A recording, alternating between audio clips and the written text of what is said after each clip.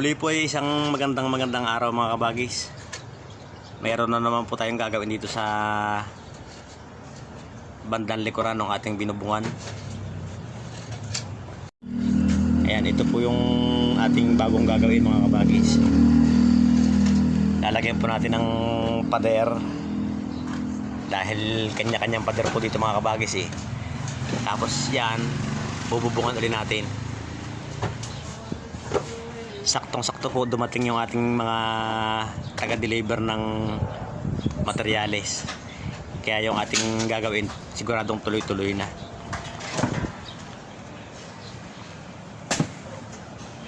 Ayan mga kabagis, nakapaglagay na po tayo ng pundasyon. Ito yung ating halo. May katulong po tayo dito mga kabagis, hindi pwedeng suluhin ito, mabigat. Ayan, ngayon po naman bubuhin ko yung poste. Tatay tinamaan ng kaunting sipon kaya medyo ayos lang. Ayan po ang ating kasama, mga Bicolanong Uragon. Yan. Bata, wala pang. Yan ang ating kasama para hindi naman tayo nagsusulong gagawa. Abang-abang po mga kabagis at tuloy-tuloy ang aming trabaho.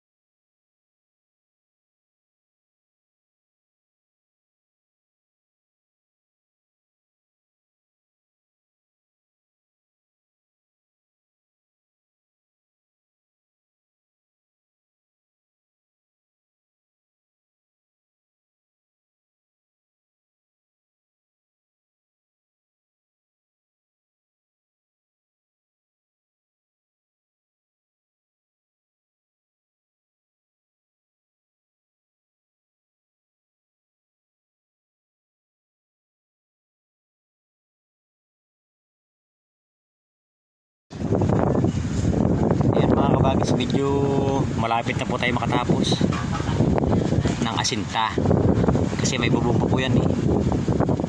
Medyo matatagal-tagal tayo sa bubong kasi magpapatigas pa tayo ng pader. Pupurusan pa natin yung hollow block na yan, ay ang poste. Pupurusan pa natin yan. Kasi magiging bling-bling na to.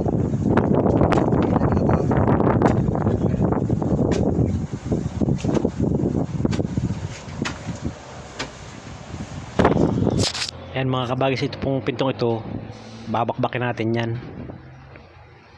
At pati po itong bintanang ito, ililipat po natin yan dyan sa sentrong yan.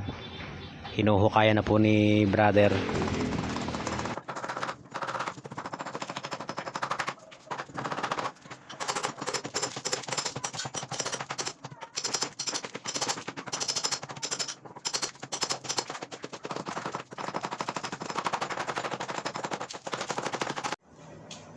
Ayan po mga kabagis, nadali na natin. Tanggal na ang hamba.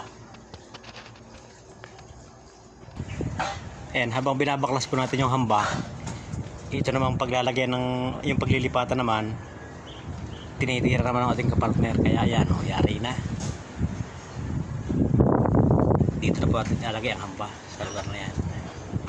Ayan, meron na tayong pakapitan. Tawilding po yung mga kabagis. Kaya matibay ang hamba niyan.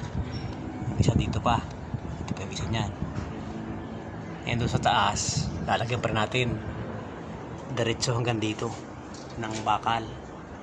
Para yung ating kakabit na pinto ay mas matibay kaysa sa dati. Nakalabas po lahat ng mga bakal na pagkakapitan niyan. Abangan niyo po mga kabagis kung anong hitsura pagka natapos. Yun, saan natin ilalagay ang aming cabinet? Meron tayong pinto rito. Saan natin ilalagay ang aming cabinet? Ito naman ang susunod, bintana. Lalagyan natin dito. Lababo. Yan, bintana dyan. Ayan mga kabagis, meron ng bintana, meron ng pintuli. Kulang na lang ay bubong. Ayan o, lalagyan natin ng bubong yan. Tapos yan, mapapalaban na naman tayo ng bakbakan. Kasi babakbakin natin yan.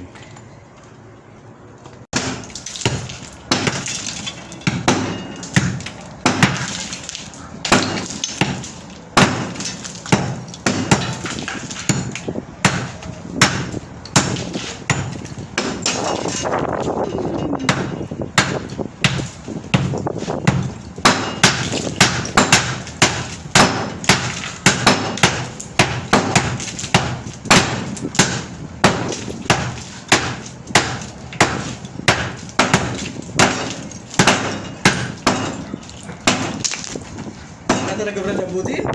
Magkabuti.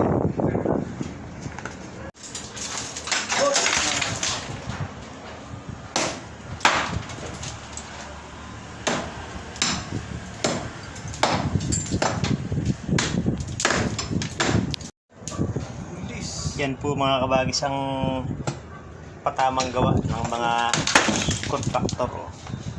Yung lababo may bakal pero walang tali.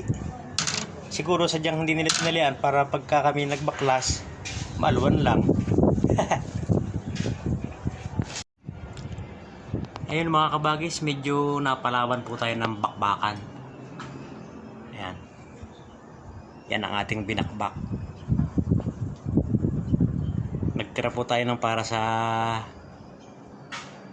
bar counter. Sila lagyan daw ng bar counter yan. Kaya yung tubig ililipat natin. Kasi yung lababo dito nilalagay sa side na to. Kaya medyo matagal-tagal pa po mga kabagis. Siguro kasama ang bubong, abutin pa tayo ng 1 linggo dyan. Ayun mga kabagis, hanggang sa muli po. Kasi medyo matagal-tagal pang bago matapos. Hindi natin naantayin. Kailangan natin mag-upload kasi nagagalit si Lolo. Binabawasan yung ating WH. Pati subscriber nababawasan. Kaya mag-upload po tayo mga kabagis. Maraming salamat po sa mga manonood at sa mga subscriber. At doon po sa mga hindi pa subscriber, sana po matagdagan yung aming subscriber. Maraming salamat po. Mag-ingat tayo lahat. Magandang araw.